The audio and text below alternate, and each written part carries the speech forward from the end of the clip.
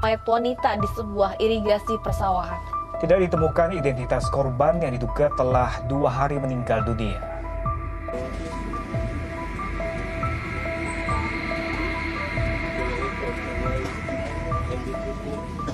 Tak dipungkiri jika zaman sekarang banyak pasangan muda-mudi, bahkan yang sudah berumur, mendapatkan jodoh melalui jalur media sosial.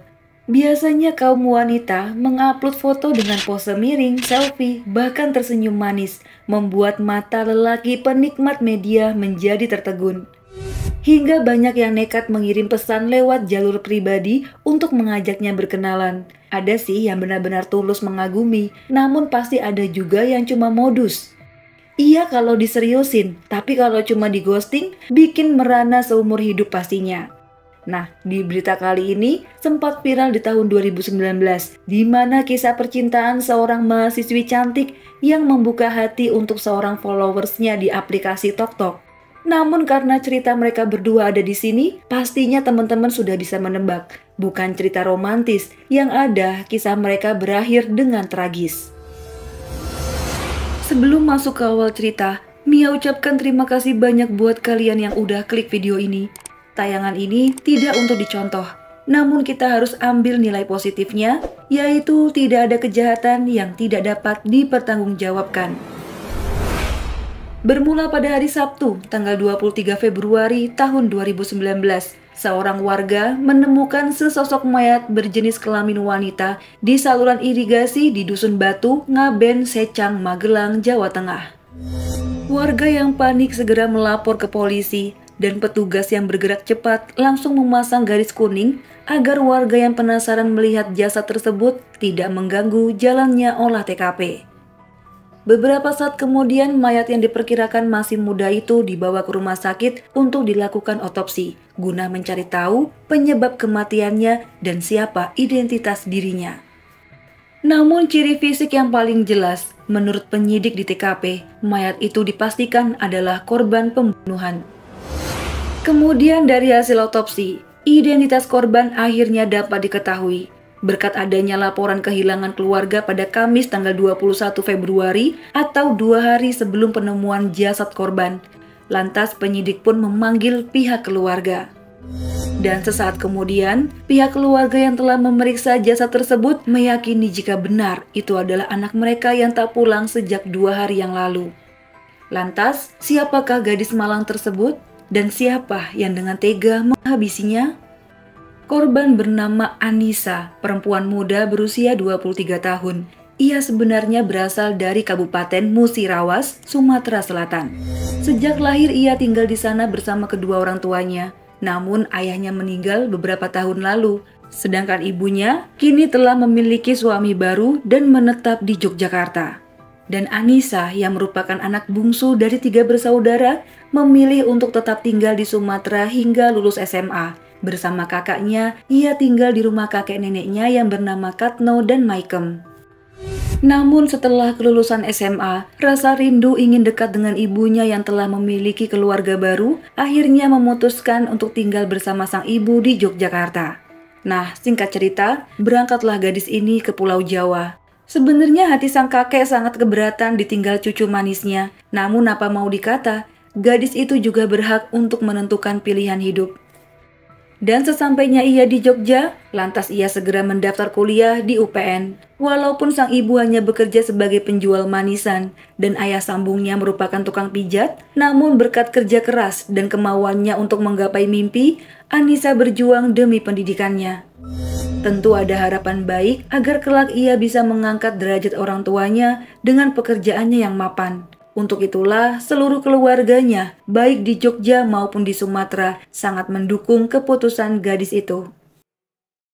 Masuk ke tahun 2017, Anissa yang mendapat kabar jika sang kakak perempuannya yang di Sumatera akan melangsungkan pernikahan, mereka sekeluarga dari Jogja pergi mendatangi hajatan tersebut.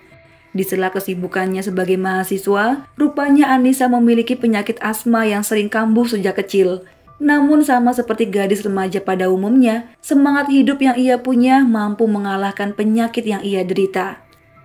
Anissa memiliki banyak teman, Meskipun dibilang pendiam, justru sifat tersebut yang membuat temannya merasa nyaman bila ada di dekatnya.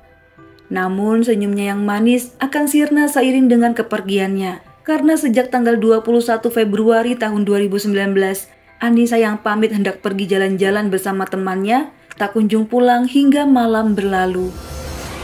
Kemudian di tanggal 22, orang tua Anissa pergi ke kampus UPN untuk menanyakan keberadaan putri mereka. Namun gadis itu tidak ada di sana. Dan karena ini bukan kebiasaan Anissa untuk tidak pamit, maka orang tuanya langsung melapor ke Polres Yogyakarta. Hingga pada keesokan hari atau tanggal 23 Februari tahun 2019, keluarga mendengar kematiannya dengan cara yang mengenaskan.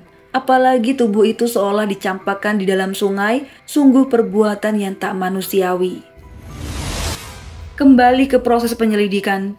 Dari keterangan keluarga korban inilah, tim penyidik segera mengerahkan tim untuk mencari saksi yang mengetahui keberadaan korban terakhir kalinya. Tim cybercrime juga gerak cepat untuk memeriksa riwayat media sosialnya.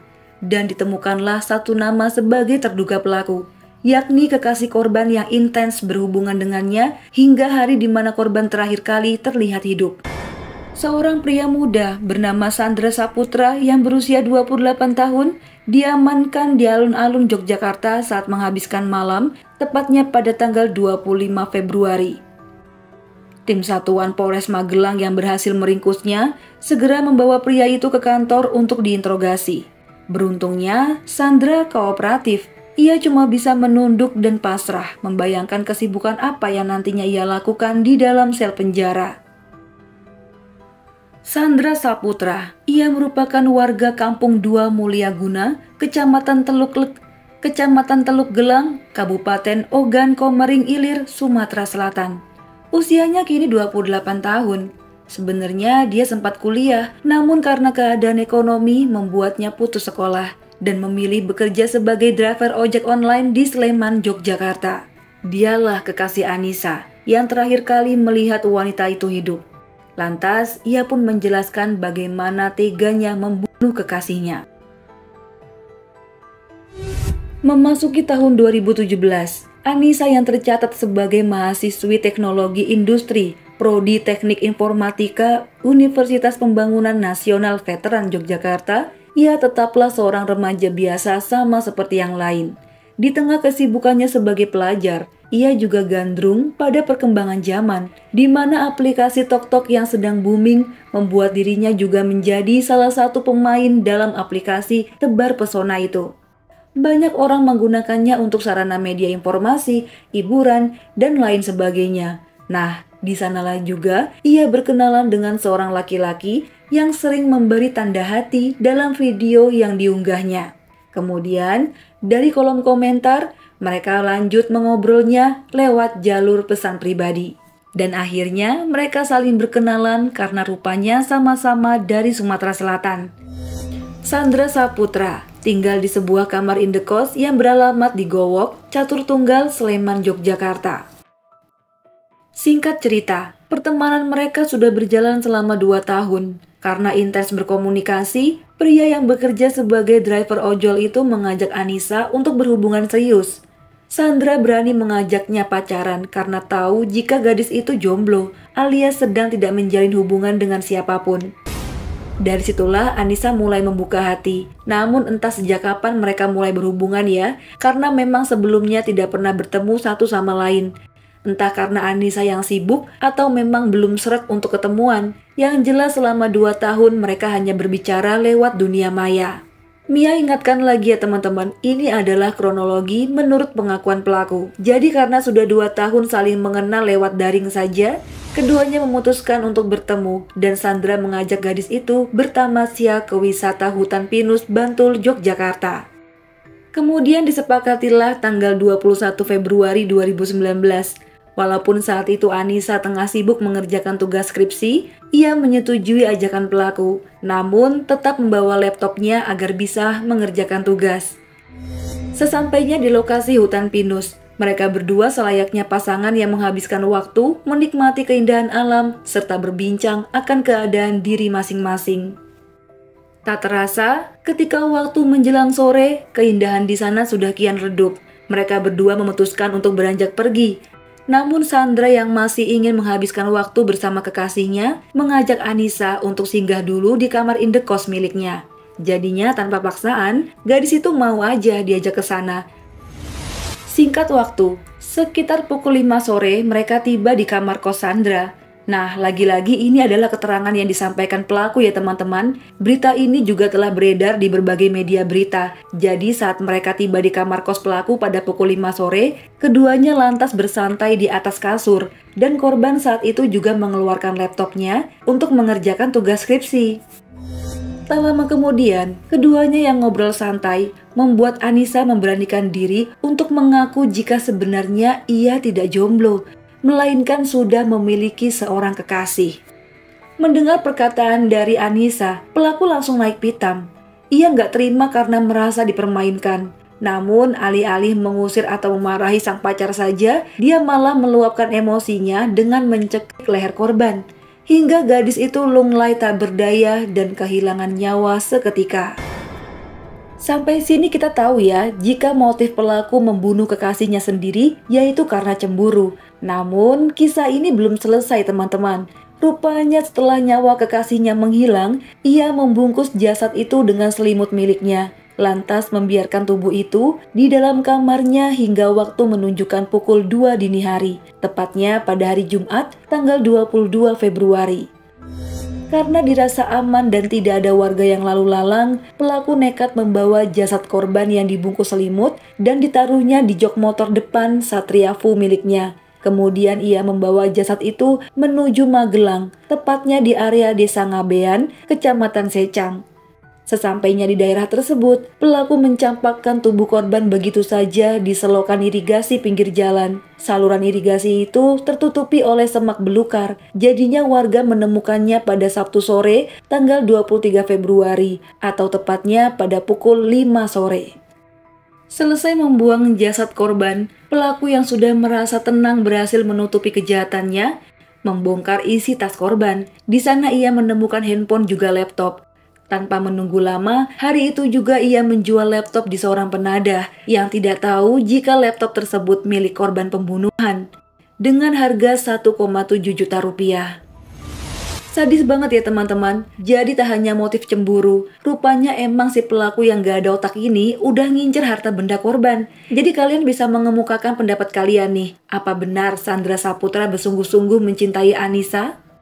Dan yang membagongkan adalah saat pelaku ditangkap di alun-alun Yogyakarta, ternyata ia sedang berduaan dengan wanita lain. Ya, bikin geleng-geleng kepala nih jadinya. Selanjutnya, pelaku yang awalnya ditahan di Mapolres Magelang akan dipindahkan kasusnya ke Polres Sleman karena tindak kejahatannya terjadi di kos pelaku, yaitu di daerah Sleman. Di sisi lain, sang kakek Katno dan istrinya berangkat dari Sumatera menuju Yogyakarta. Betapa hancur keluarga ini mengetahui anak yang menjadi harapan bagi mereka telah meninggal dunia dengan cara yang teramat menyedihkan. Keluarga meminta hukuman setimpal, bahkan hukuman mati untuk pelaku. Namun sayangnya, persidangan pada Kamis tanggal 8 Juli tahun 2019 di Pengadilan Negeri Bantul menuntut pelaku dengan hukuman penjara selama 12 tahun. Baik teman-teman, Mia geram juga nih dengan vonis yang dijatuhkan terhadap pelaku. Sebagai orang awam, kita cuma bisa saling mengingatkan buat teman-teman semua, lebih berhati-hatilah dalam pergaulan, karena kejahatan bukan terjadi pada orang yang tak dikenal, melainkan orang terdekat sendirilah yang bisa menjelma sebagai pencabut nyawa. Oke, sampai sini dulu video Mia kali ini. Mohon maaf ya jika ada salah-salah kata. Sampai jumpa di video selanjutnya. Bye!